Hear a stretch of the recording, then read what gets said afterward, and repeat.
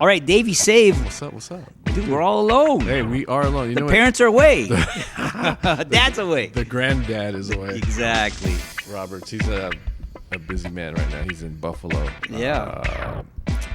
Producing a movie. Quote unquote producing. But we are film hustlers, ladies and gentlemen. Welcome. And it's me and Davey Dave. We do have a special guest. Yeah. That we're going to introduce in a minute. But Davey, I want to talk to you about Way Out Loud, bro. What's up, man? Talk to me. You've been hitting it now. How many weeks? So Way Out Loud is our comedy show presented by Mario Lopez, hosted by Concrete. I think this is the 8th week. Is it really? 8 weeks? I think it's been 2 months, yeah. Yeah. And you're on every show. Been on every show, yeah. How you liking it? Haven't missed. It's great. It's just another outlet that's I didn't really know I needed. So, dude. So Davey, I know I'm gonna interview you in a couple days, but dude, you went from when we first met, influencer. Yeah. I mean, that's what Lopez said. That's how you know. Yeah. And then you went into the hosting.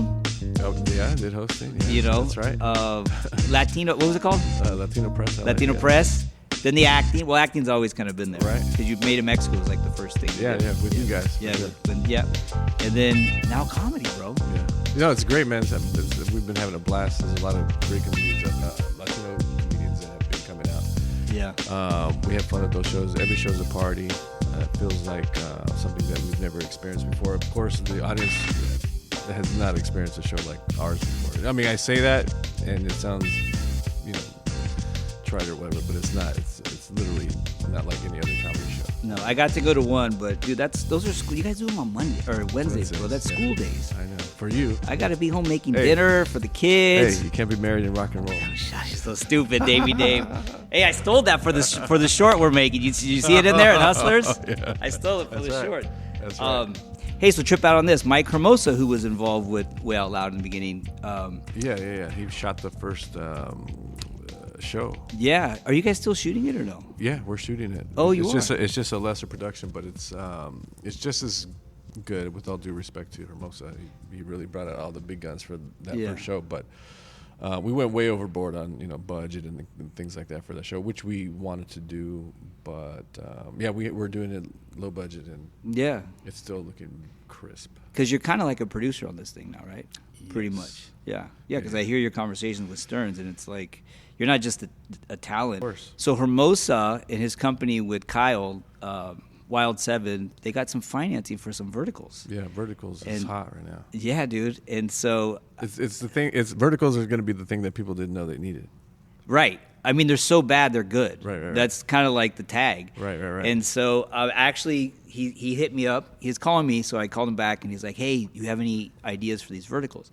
It was funny because I said, "Dude, I've heard about these for over a year." I told him the whole thing, and I said, "Listen, I don't know how they're like. I've seen some of them.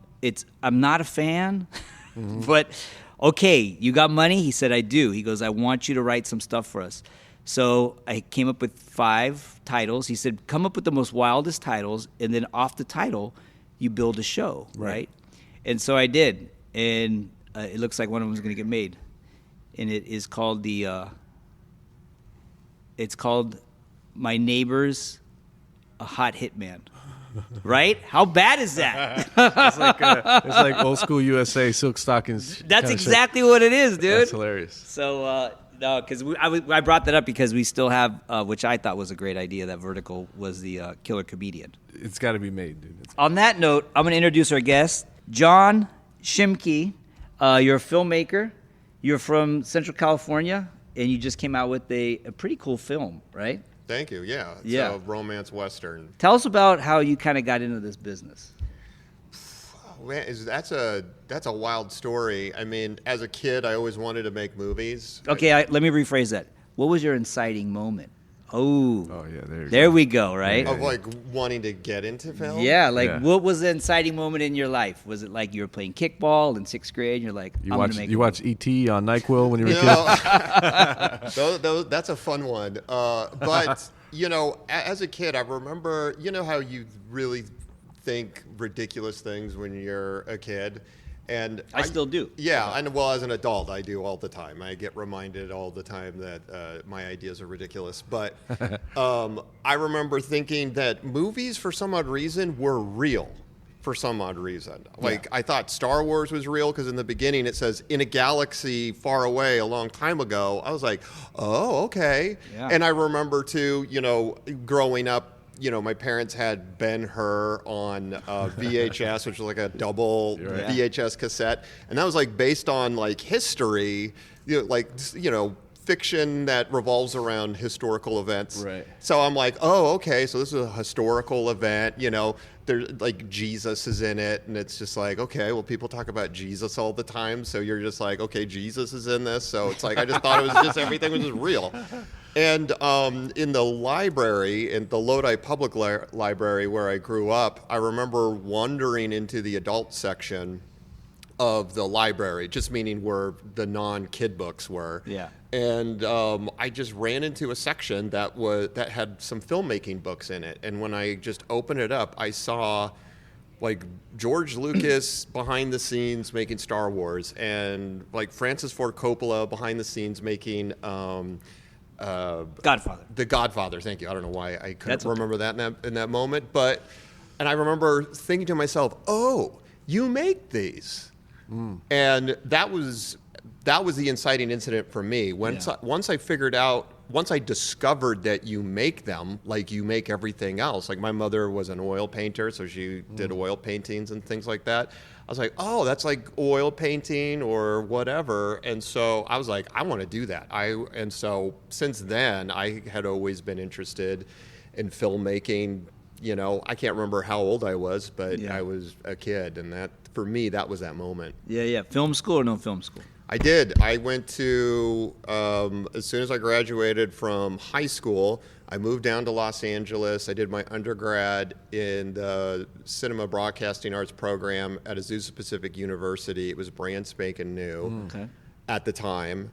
After I graduated, I then went on to the American Film Institute, and I did the directing program over there.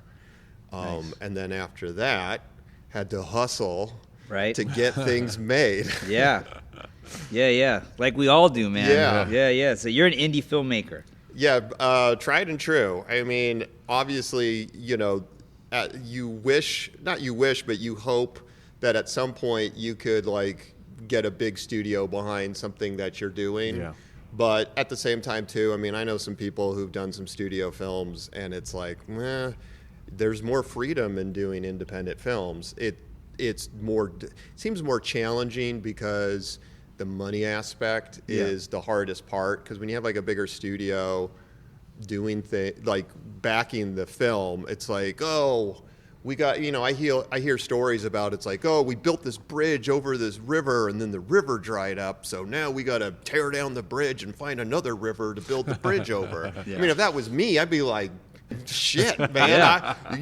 Everybody would be like, you're shooting that damn scene on that bridge, whether there's water or not. Like, you're SOL. You're shit out of luck. You adjust that script to say why that river is dry or whatever. And that's all I know. I mean, literally, it's like everything that I've shot in the past. It's like I was planning to show up and having everything blue. Guess what? It's red. Yeah. This scene takes place during the day. You can only get this location at night. This character is a dude. Well, guess what? The only actors that are available are female. That's just what it has always been, and that's all I know. It's just chaos. It's maybe that's how people live in trauma. You're just used to the bullshit that you live in, but it's like that's what it is. There's something to be said about that, because I'm with you. Like, yes, there's a flip side to the coin. Like, you get a studio behind you, now you have people to answer to, right? And do you get to make your project? I don't know. Scorsese made The Irishman, and he was still fighting with Netflix till the very end. And that's Scorsese. So, like, the river drying, I'm with you. Oh, this is a challenge. Let's figure this out. And sometimes some of the best shit comes out of that, Like the best moments in cinema, I believe, and I'm sure there's some planned ones, but I always feel like those are accidents. They're always accidents. And filmmaking almost seems like it's organized chaos to 100%. capture an accident that later on, when you're in the theater and everyone's like, damn, that was really good. It's like everybody likes the things you didn't have anything to do with. Right. Man, when that sun flare came in and the car drove by and the camera did the you're brilliant. It's like, that was an accident. We were trying to go that way and we were trying to avoid the sun and then We had a plane flight. We made a short not too long ago, and this plane flew through, right? And people were like, wow, how did you get that plane? You're like, it was perfect. Okay, flight 732, you can start turning left now. And action. Yeah, exactly. No, that's great, man, because I'm with you, and I think especially now in 2025, I mean, is the money drying up?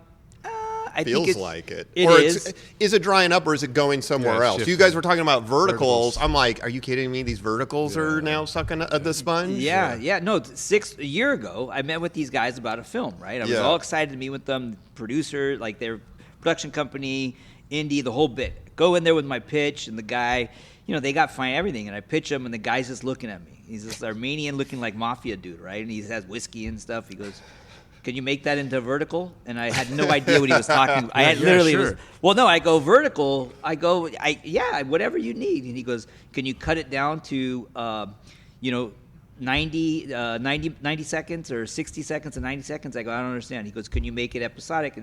And I was like, yeah. And I still didn't get it. And then finally he starts telling me about this thing that's happening in China and Eastern Europe and these verticals in the phone. And I was like, oh, I got it. And so then I just agreed with everything, and then I walked out of there and I was working with this production company at the time. I called my guy, the boss, and I said, look, dude, this is what the guy wants to do. He's like, is he out of his mind? I go, I don't know, but I don't want to do it. And I fought it. I was like, these are the most ridiculous thing. And then I went online, I looked, I go, okay, it's a mash between porn minus the sex, which is awful, and then bad soap operas. Yeah. And I was like, this is so, they Chiron in, it goes against everything that's in our core. Like, there's no buildup, there's no, character introduction. Like, the lead comes in and it says Susan, and Susan's on the phone. She's like, I hate my mom, and then the mom's like, you bitch, and it's all the dialogue is expositional. All of it. Frank, I'm sad because you ignored me when I saw you at the coffee shop. Yep. I know, I did see you at the coffee shop because I am having an affair with your wife. Next episode. Yeah. Dun, dun, dun, dun. Bad soap operas. That's great. That's great. That was good. I saw it all, Frank and everything. But there's money in that. And so there's a lot of people out of work, and a buddy of mine, I'm not going to name any names. Sure. He was like, he's telling me this, and so I'm going to work, like I said earlier, I'm going to work on a couple of them, but he's like, yeah, are you going to use your name? And I was like, what do you mean am I going to use my name? He's like, you're not going to use your real name, right? And I said, what name am I going to use? He goes, do you have an animal? Do you have a pet? And I said, yeah. He goes, what are your pets' names? I go, I have a bunny named, my kids, I got 3 kids. I have Nibbles and Bolty. He starts laughing. He's like, what street did you grow up on? And I was like, I told the street, he's like, that's amazing. That's your name. And I was like, what are we in fucking 6th grade here? So with that said, but going back to what we were talking about, is there's money there. It's just being allocated in different directions. Now, do I think filmmaking, like the films we want to make, or like the film you made, there's always going to be a demand for that. I just don't know how big and what budget. But I'm in Roberts, who hosts the show with us, Film Hustlers. He's in it, and there's certain films that he wants to make, and there's certain films that he makes. Where I get that. Yeah, and that's a part of the business. I'm not a big horror film guy, just not, but I know those make money. Action, not really me either. I mean, unless there's a story behind it. What kind of movies do you like to make? I like coming of age. I like redemption films. Yeah. I like something that has a faith-based twist to it. I'm not talking hardcore faith, but something that's probably similar to your film, which you made. Yeah, it was I called it faith adjacent. I love that. Yeah. I read that in your thing. Yeah, faith adjacent. Can I steal that? You can steal it. I love it. Faith I didn't come up with it. Ashley came up with that. Yeah, that's brilliant. Yeah. Because a lot of people, I feel, with this kind of explosion of the faith-based market, it's more of nobody wants something shoved down their throat, obviously, no pun intended, but they need to have. We want something at the end of the story that kind of pulls us in and makes us like, brings us together, you know. And I feel like God is that. You know what I mean? Like Davey and I are working on a couple projects right now that are like that are similar to that. They're not hardcore faith, because look, at the end of the day, we're all sinners, right? Sure. And I love a great redemption story. I love a guy finding lost, and he finds something, and it doesn't matter the end result, whatever it may be, as long as he's found it, and whether that be God, it's usually God in my stories. Yeah. And he's okay with whatever the price he had to pay, because he knew he had to pay that price anyways. Right. But now he's a little more... he's a changed man. He's a changed man. Yeah. So those are the types of films that I want to make, and I believe there is a demand for those films out there. 100%. The problem is, our films that we're talking about that we want to make for $5 million to $10 million are getting made for like $1.5. Yeah. And that's fine. You know, if we could, hard. It's so hard because as a filmmaker, we're investing 6 months, a year of our life to that, to make, what are we bringing, like 75,000, maybe 100? Yeah. You know what I mean? Or, in my case, it's 2 years, because you gotta, there's a script writing process. Yeah. You know, I feel like you gotta at least do a lot of work before you get to production. Right. You know, and it's like, but no one's paying you to write a script. I mean, that is literally for the love. If you love doing it, and full disclosure, I hate writing. Yeah. But I love the end result. Yeah. Of why you write. But it's like, if you're not writing yourself, hustling yourself. I mean, you're gonna have a horrible movie. You're talking about.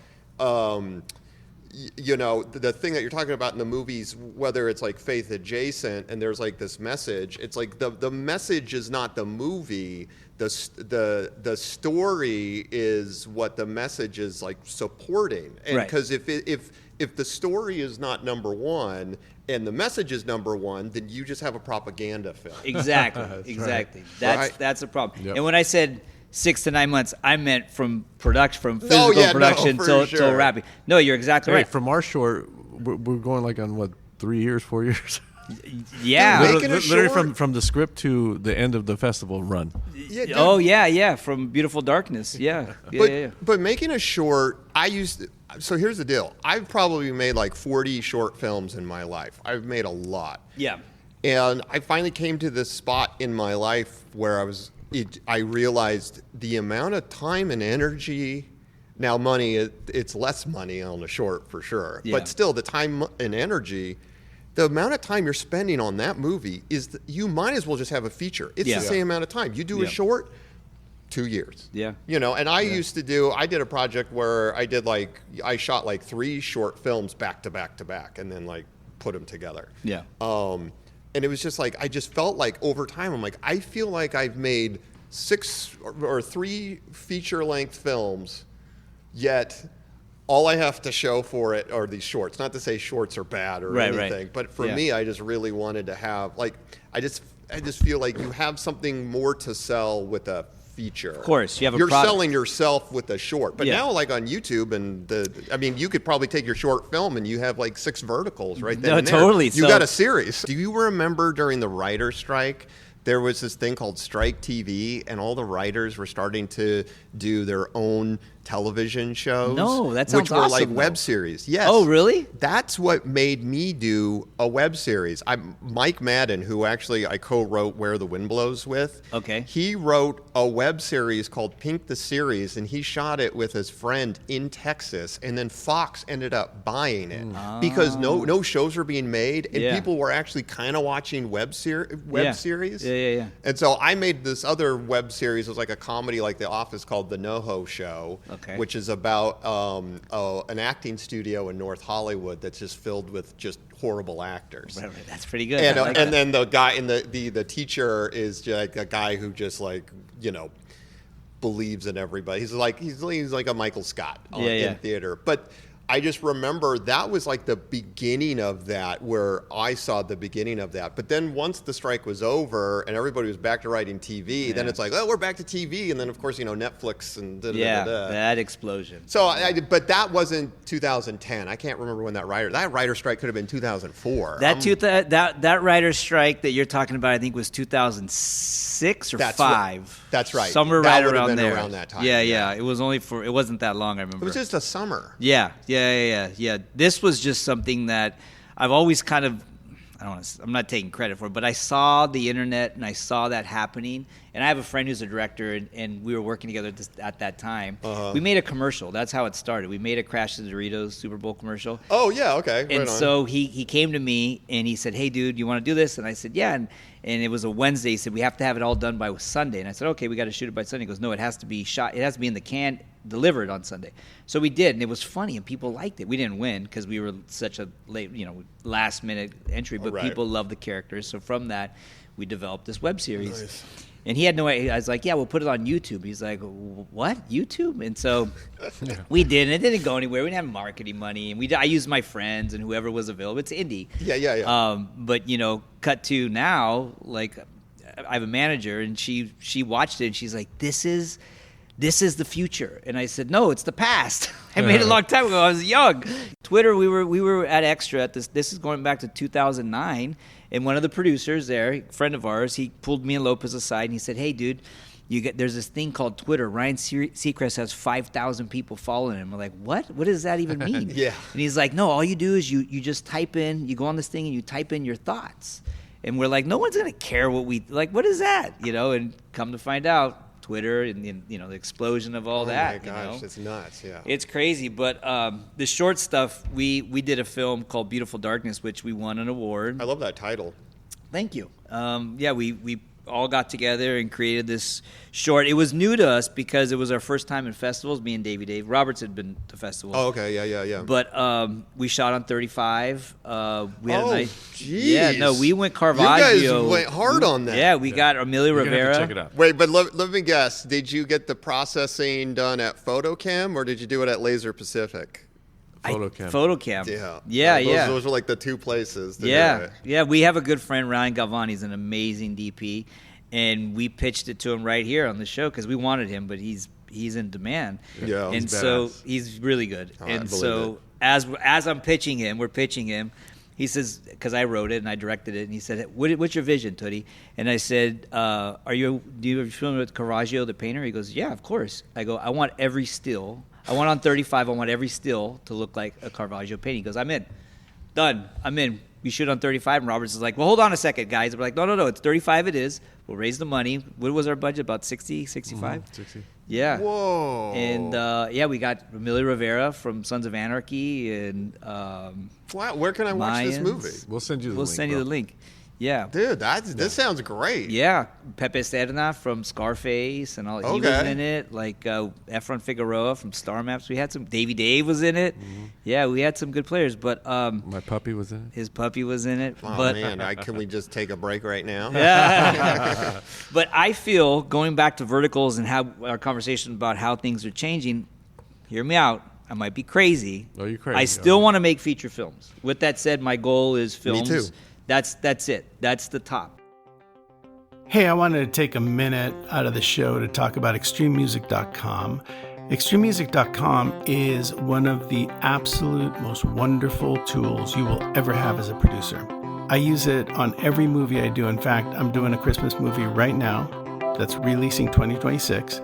And I am using extrememusic.com as a tool to find needle drops, to find music for various scenes. I'm using it to find all types of music for my movie. I love it because it gives you a variation of the same song. It gives you lots of choices.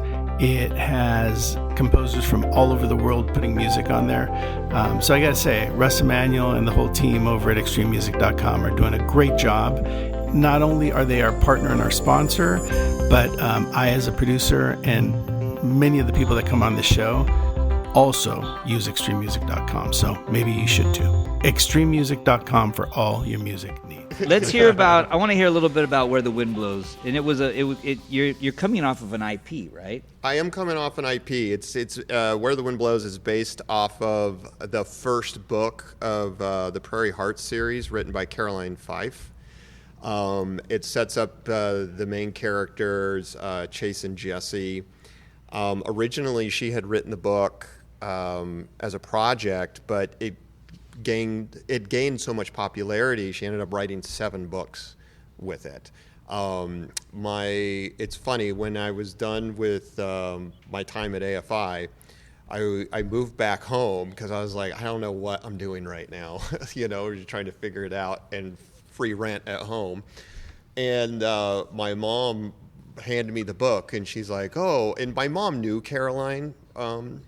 And so she's like, hey, Caroline just wrote a book, and she's like, it's actually pretty good. Maybe you should read it. You could turn it. It would make a really good movie. And I was like, yeah, right, Mom. Look at Mom. Yeah, Mom's hooking you up. And then she gave me the book, and then I remember at some time I was like killing time, and I read the book, and I was like, oh my God, this is really fun.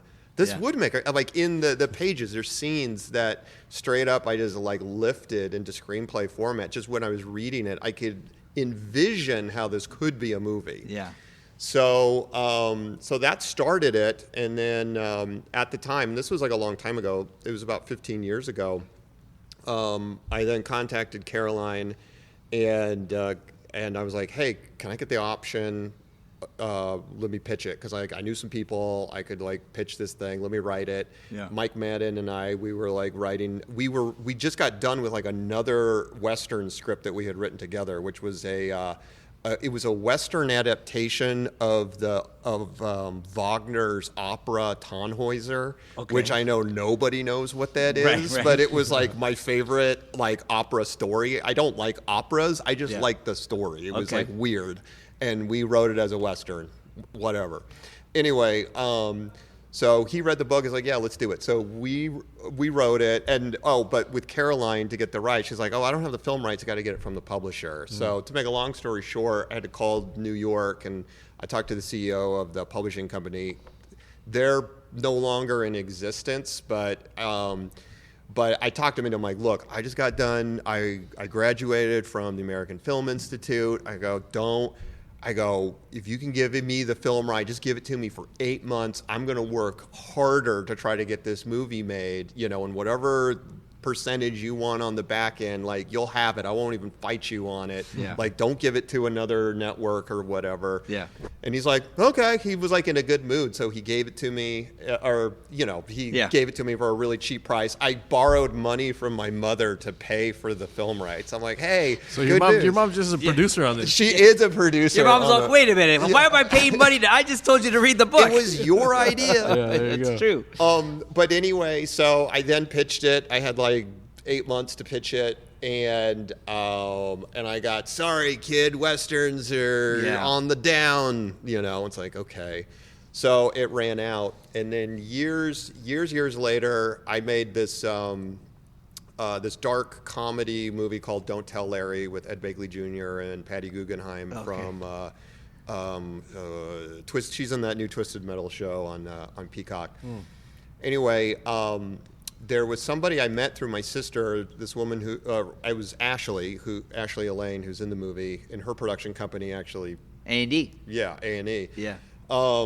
I met her because she lives across the street from my sister. My sister moved, and they became friends, and I met her at a Christmas party at my sister's house. And she, like, was working on this show called Mayberry Man, the series. Right. And she's like, oh, do you have anything, that, like, I could act in? I'm looking for something to, like, step up or whatever. And I was like, oh, gosh. And she's like, but I don't like doing dark comedy, horror. Like, I love dark comedy. I love horror. Me too. Don't Tell Larry is just, like, this twisted comedy. You should check it out. It's out there. But, and she saw it at the Austin Film Festival because we had a premiere there. And she was like, hey, do you have anything? Like, I like your movies. Like, you could probably do something that's kind of family friendly. And I'm like, I only got one family friendly script. It's called Where the Wind Blows. Here you go.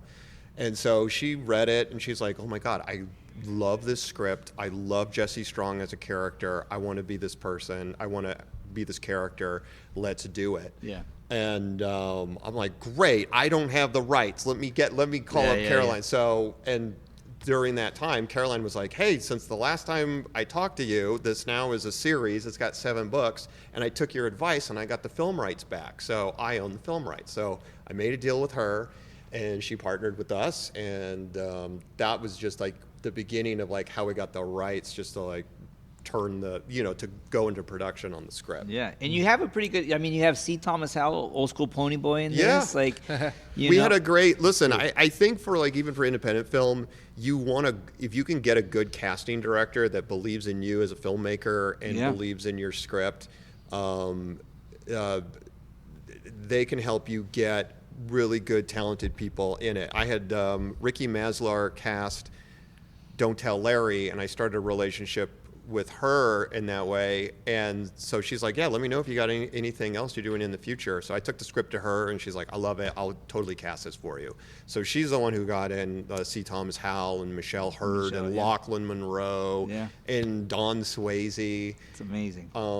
So I'm very fortunate with the cast that we have in this film. Yeah.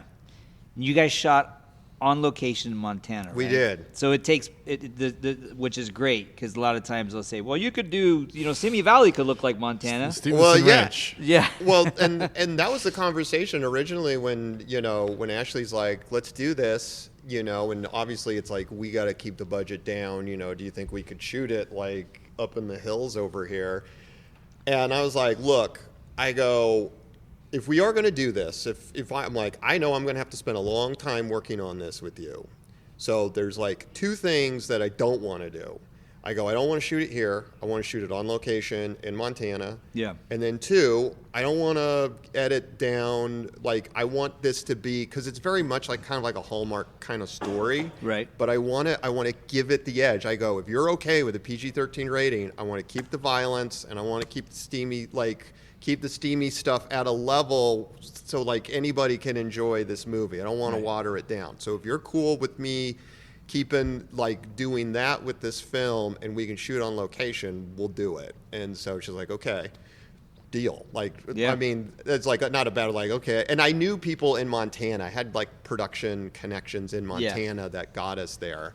Because it's like, with a film, you want to be immersed in that story world. And so it's like being out here, there's great sets out here in Los Angeles for like the towns and things like that. But it's like this is a story about a woman who lives in a cabin out in the middle of nowhere. It's like we got to be out in the middle of nowhere, build a cabin, which is what we did, and we shot there. Yeah, no, I love that. That's real filmmaking to me. You know what I mean? Like, there was an article I read on Initru and Chico, or Chivo, his DP, he's shot some of my favorite. He used to work with Terrence Malick. He shot like The New World, and I think he also shot Tree of Life, if I'm not mistaken. Yeah, he did. But when they were doing Revenant, they would go out, which was, I think, awesome. They would go out to these areas, just those 2, and they would listen to music, and they'd put the same music on. They wouldn't talk. They would just walk through, like, they would go, okay, they would talk. They would say, I think this.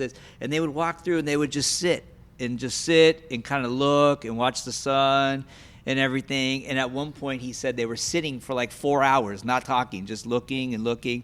And then finally, he looks over at Chivo, and he goes like this, and Chivo goes like that.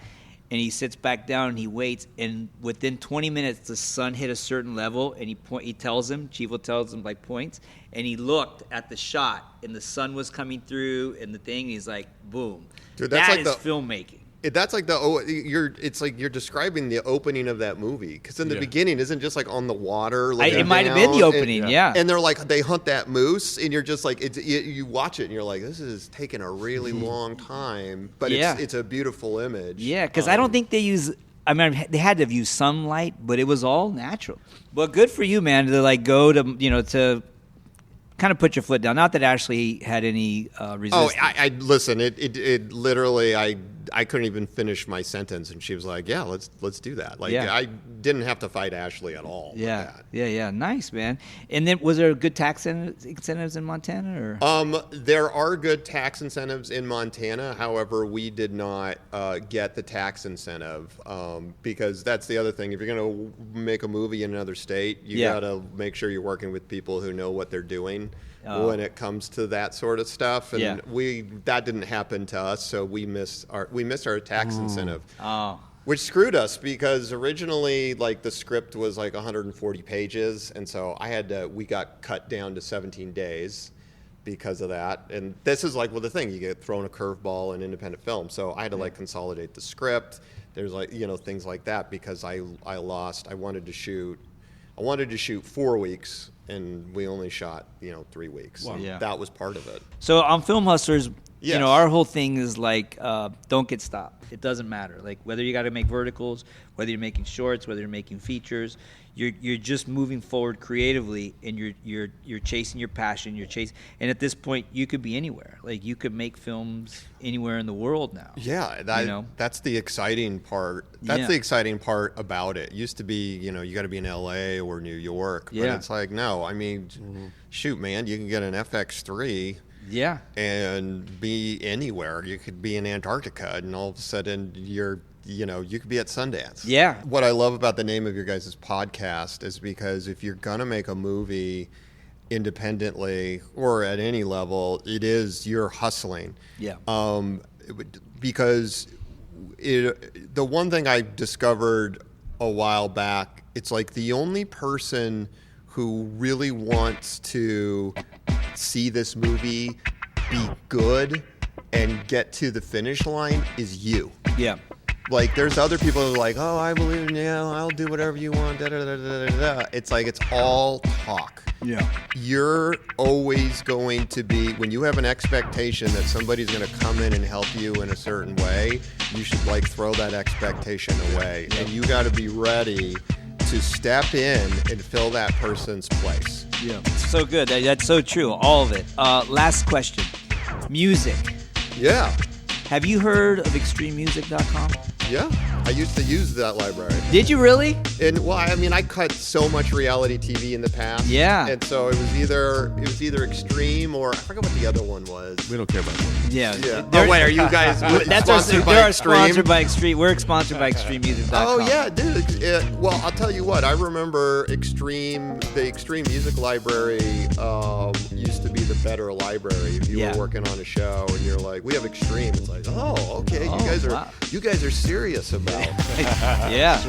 All right, John. Thanks for coming by. Yeah. Where the Wind Blows. That's right. Hey, where can we find your social so we can? Oh yeah, if you follow us on Instagram, it's Where the Wind Blows Official. Okay. And then also we got a YouTube channel, which is also, if you search Where the Wind Blows Official as well, you can follow us there. We got like behind the scenes stuff we're posting up there.